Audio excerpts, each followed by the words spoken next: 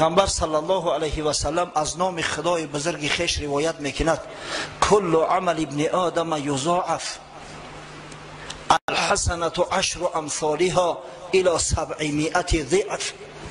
هر عملی که فرزند انسان میکند اجر ثوابی به نهایت زیاد دارد، به مراتب در عوض اجر ثواب براش عطا کرده میشود.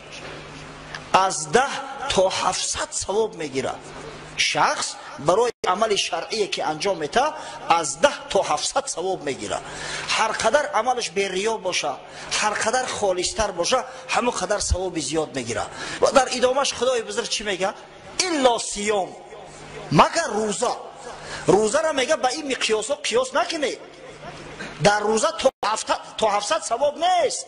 فانه لی و انا اجزی به، پس به درستی که بنده روزه را برای من میگیرد و پاداش این بنده در ذمه من است.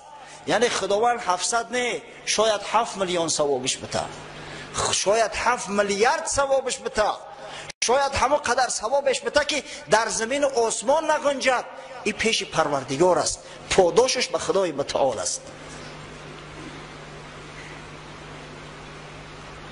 یا حضرت هم میگن هر وقتی که به یگان ناحیه سفر کنه میدونه که بای بچه ها، مثلا بچه های بای بچه در دوشنبه زندگی میکنن، خونه شو مثلا خونه پدر شو در هم ناحیه ای، خونه هم پدری هم میدونه اومده از دعا و فاتحه میکرده است، بزنگ میزد است با بچه فلانی ما در خونه چشتگی اشارش میکنه، حالی خیر بعد دعا را خودت میگیرم، دعا و فاتحه کنی اومده خونه تو دعا را خودت میگیرم.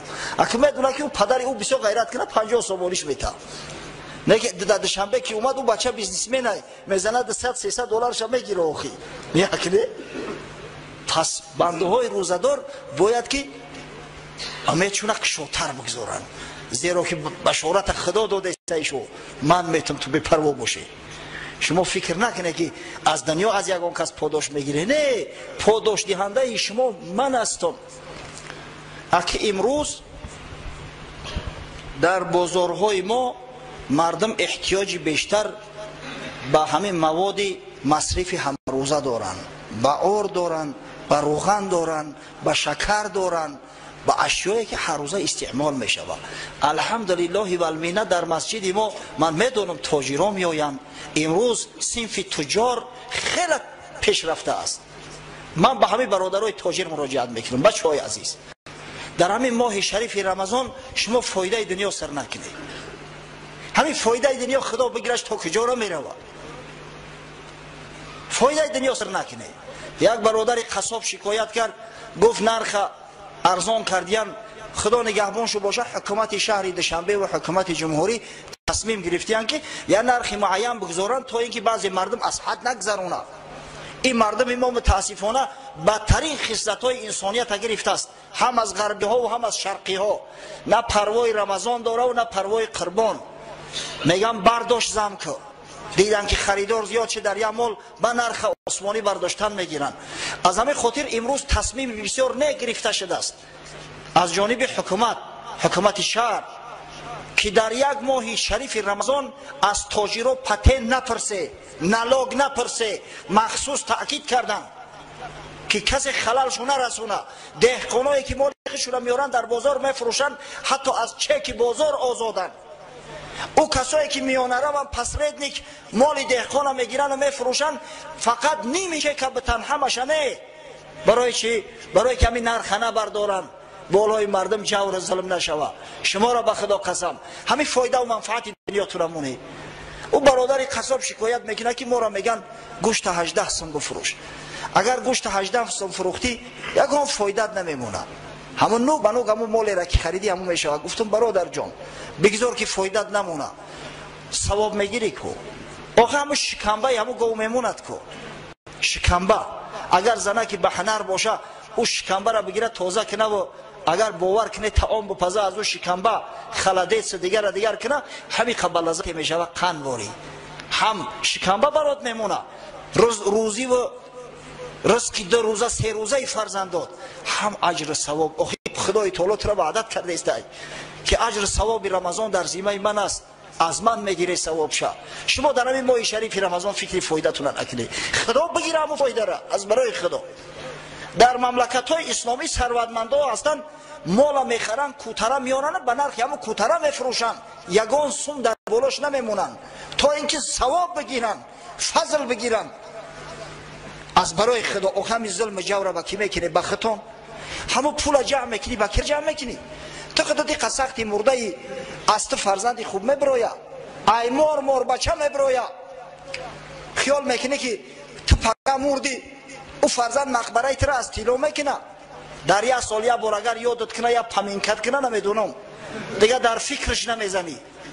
ای مرده که خوب امروز در جان خودت خیر کن، توشه آخرت خودت به دست خودت جمع کن که فردا دیگه منتظری فرزند نباشی، منتظری برادر نباشی. حضرت رسول الله صلی الله علیه و سلم تاکید کرده است لأن یتصدق المرء بدرهم فی حیاته خیر له من ان یتصدق عنه بمئة بعد موته.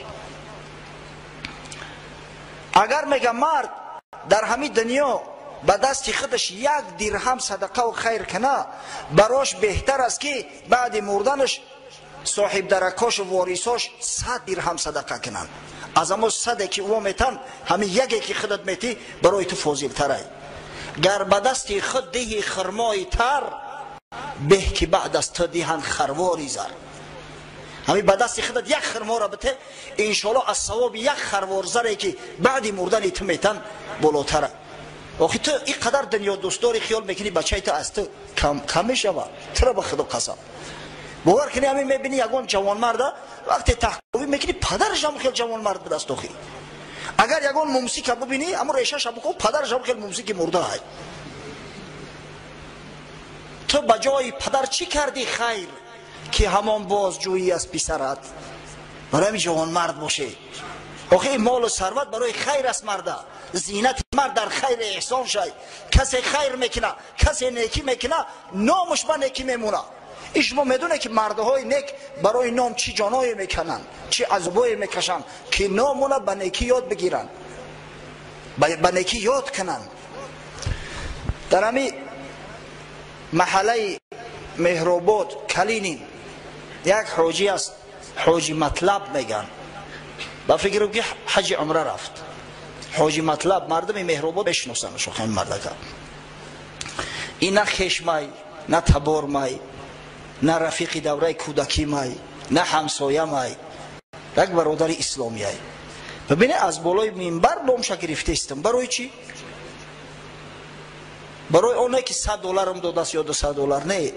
یک عملی نه کرد، یک جوان مردی کرده بود، همو در ذهن من شیشت است و در ذهن همو همسایه هم شیشتگی های. سال 2000 ما یک مسجد جور کرده بودیم، مسجد خور در بین سکسیه ها. همین درآمد ماه شریف رمضان بود. گفتیم یک مال بخریم بکشیم خیر کنیم در راه خدا و بعد مسجد پریزنتاسیا کنیم، افتتاح کنیم مسجد. بازار رفتیم سال 2000 مردم هم خیلی قشقتر بودن. شما میدونید همون وقت نمیدونم پول چه خیلی قرب و منزله داشت.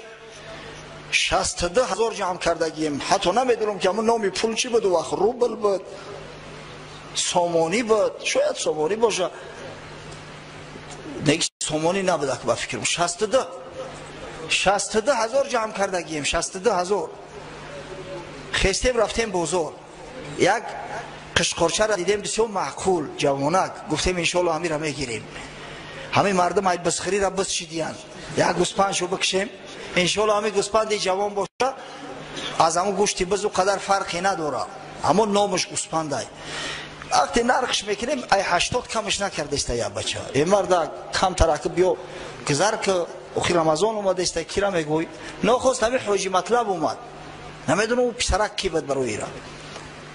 گفت که بچه 70 بگیری عید ارزان نمیوی. حقیقتا او خیلی قشقرکه و گوسپندکه به 70 نمیفتی. 70,000 گفتیم برادر عزیز ما هم 62 تا داریم، ای زیاد نداریم، توکلت به خدا، آخه دیگه پول نداریم.